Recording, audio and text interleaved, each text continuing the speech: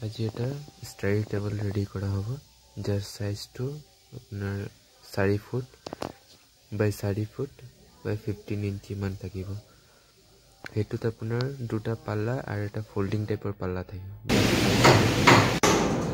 4 foot 15 inch থাকিব plastic labelling থাকে হেতু আমাৰ এৰাব লাগে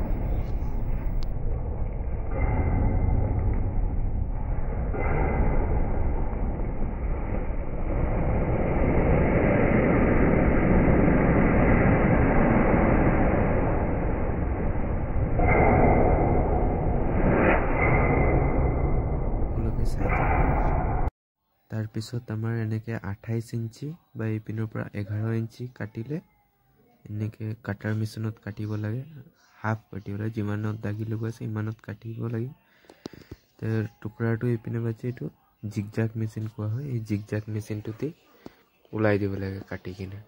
তেতিয়া তাৰ ফোল্ডিংৰ সাইডটো উলাই আমাৰ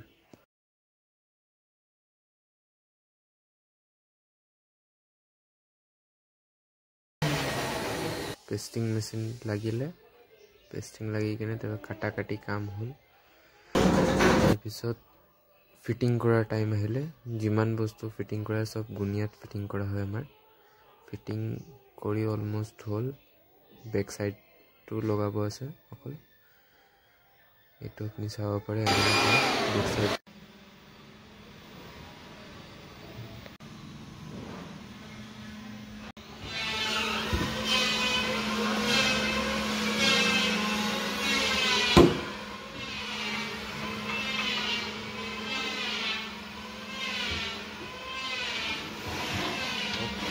ऊपर दिया नहीं ऊपर दिले कोन प्रॉब्लम है এই কারণে